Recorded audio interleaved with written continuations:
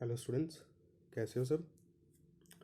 I was getting some doubts from students like कि उनको पहले चैप्टर में there are certain topics which are not clear. So I plan क्यों ना एक क्विक रिवीजन वीडियो बनाया जाए जिससे आपके वो सारे डाउट्स मैं क्लियर कर सकूं। तो चलिए स्टार्ट करते हैं हमारा first chapter. Just a minute.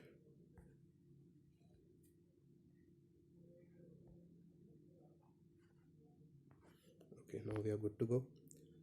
हमारा first chapter that is generation of computers. Okay, generation एक अगर मैं इसको एक इंग्लिश वर्ड लेके चलूँ तो जनरेशन मतलब हमारे पास मान लीजिए कुछ ऑब्जेक्ट्स हैं, उनको हम सेपरेट कर देते हैं बाकी ऑब्जेक्ट्स के साथ based on their certain qualities, जो उनके पास क्वालिटीज़ है, तो वो सब मिल के एक जनरेशन के हो गए।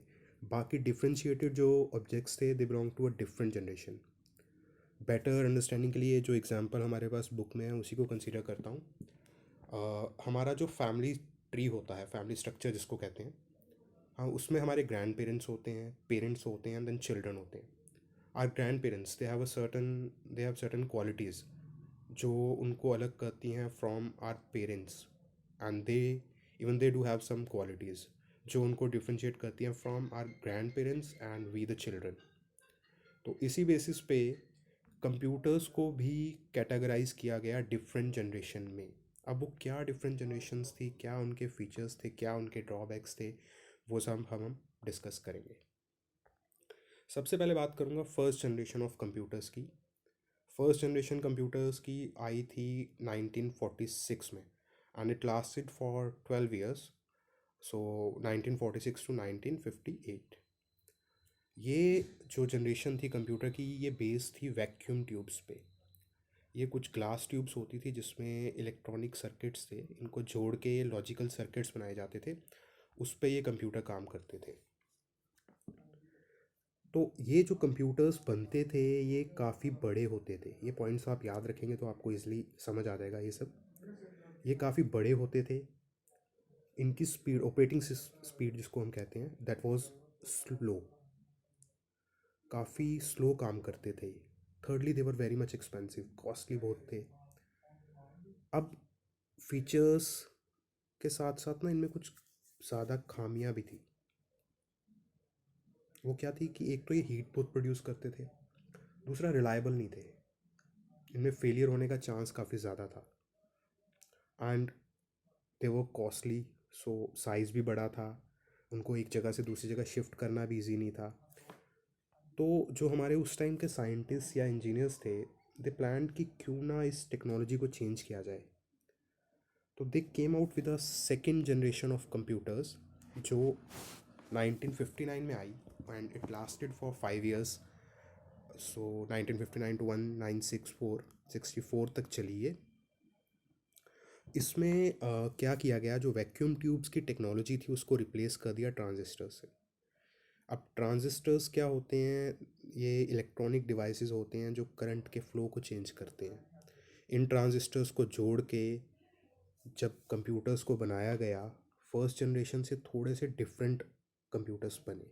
कैसे डिफरेंट थे, एक तो उनका साइज़ थोड़ा कम हो गया, उनकी ऑपरेटिंग स्पीड थोड़ी सी बढ़ गई, कॉस्ट भी कम हो गई। लेकिन फिर भी अभी भी इसमें कुछ खामियां थी। वो क्या थी, the speed was not very much high. कहीं ना कहीं वो स्पीड इतनी नहीं थी जितनी साइंटिस्ट या इंजीनियर्स उस टाइम के सोच रहे थे। सेकेंडली हीट अभी भी प्रोड्यूस हो रही थी।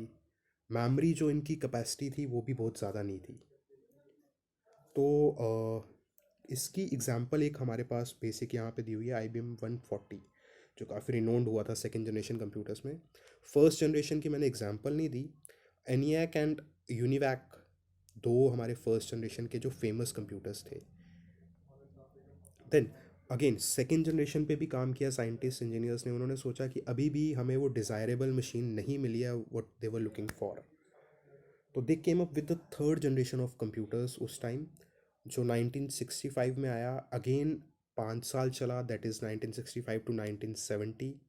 अब इनकी टेक्नोलॉजी क्या थी, ये बेस थे इंटीग्रेटेड सर्किट्स पे। इंटीग्रेटेड सर्किट्स क्या होते हैं, हमारे पास कुछ सेमीकंडक्टर चिप्स होती है, सेमीकंडक्टर चिप्स फॉर एग्जांपल अगर आपके पास कोई इलेक्ट्रॉनिक टॉय है और टीवी रिमोट है और गेम प्ले स्टेशन का रिमोट है, आप देखेंगे जब वो टूटता है तो we have a green coloured chip in them, जिस पे छोटे छोटे सर्किट्स बने होते हैं, अगर आपने देखा होगा। वो कुछ ऐसी दिखती है, यहाँ पे बुक में हमारे पास एक्सप्लेन किया हुआ है। So these are integrated circuits. अब इंटीग्रेटेड सर्किट्स ने एक मेजर ब्रेक थ्रू किया कंप्यूटर टेक्नोलॉजी में। यहाँ पे क्या हुआ, कंप्यूटर का साइज़ बहुत ज़्यादा कम हो गया और रिलायबिलिटी काफ़ी ज़्यादा बढ़ गई। अब जो हीट प्रोड्यूस होती थी वो कम हो गई। कॉस्ट भी comparison to first generation and second generation थोड़ी सी कम हो गई इनकी। फाइन। तो इसके साथ इसमें जो मोस्टली रिनोन्ड कंप्यूटर आया था वो आई बी एम 140 का हायर वर्जन था, that was I B M 360, जो काफ़ी फेमस हुआ था थर्ड जनरेशन कंप्यूटर्स में से।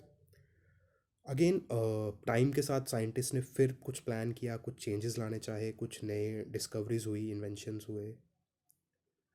तो साइंटिस्ट उस टाइम या इंजीनियर्स जो हमारे थे, they came up with the fourth generation of computers that came into existence in 1971, और उसके बाद अभी तक चल रही है। अभी भी जो करंटली हम कंप्यूटर्स अपने यूज़ करते हैं, they belong to fourth generation.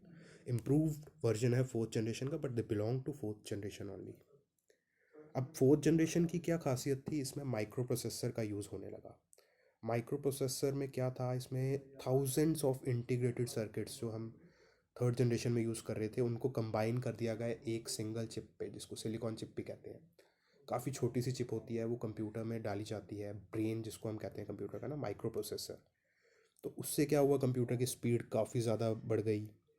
Multipurpose हम कंप्यूटर्स को यूज़ करने लगे। मल्टी पर्पज़ मतलब डिफरेंट टाइप का काम हम कंप्यूटर से लेने लगे। इनकी एक्यूरेसी बड़ी ज़्यादा बढ़ गई, रिलायबल हो गए कंप्यूटर्स हमारे और ज़्यादा।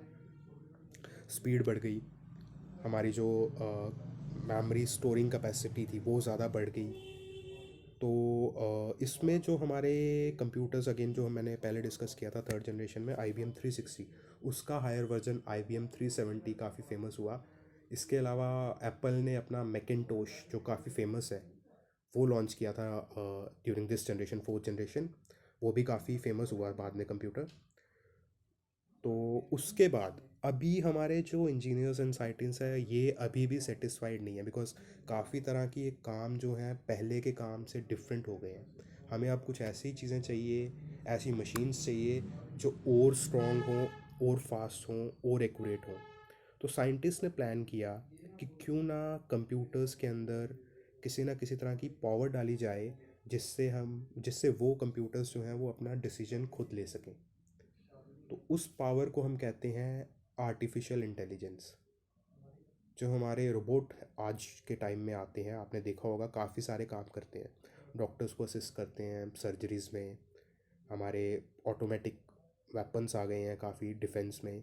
तो वहाँ पे जो टेक्नोलॉजी यूज़ होती है दैट इज़ आर्टिफिशियल इंटेलिजेंस। मतलब एक मशीन को हमने कैपेबल बना दिया है कि वो अपने डिसीजंस खुद ले सकती है। ये टेक्नोलॉजी अभी तक हम पूरी तरह नहीं ला पाए हैं, we are working on it, अभी इस पे काम चल रहा है। बट आने वाले टाइम में जो हमारे कंप्यूटर्स होंगे they will be based on fifth generation only.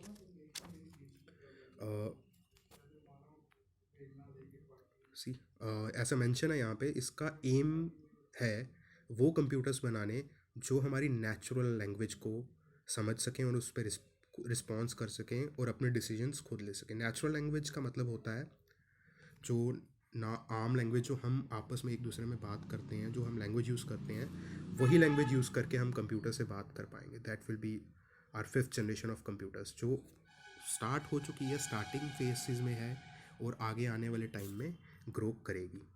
तो ये था हमारा चैप्टर 1।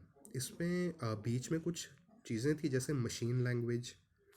देन उसके बाद यहाँ पे अगर आप सेकेंड जनरेशन, थर्ड जनरेशन में सॉरी देखेंगे तो यहाँ पे हाई लेवल लैंग्वेजेस, ये चीज़ें मैंने अभी डिस्कस नहीं की हैं। मैं इसको आने वाले जो सेकंड चैप्टर है उसमें क्लैरिफाई करूँगा आपके लिए। तो अभी के लिए मैं इसको यहीं पे होल्ड करता हूँ। होपफुली आपको जो डाउट्स थे वो अब क्लियर हो गए होंगे। आप एक बार फिर पढ़िए बुक को, और अगर स्टिल कोई डाउट रहता है तो you can reach out to me any time. तो चलिए क्लोज़ करता हूँ इसको। Thank you so much.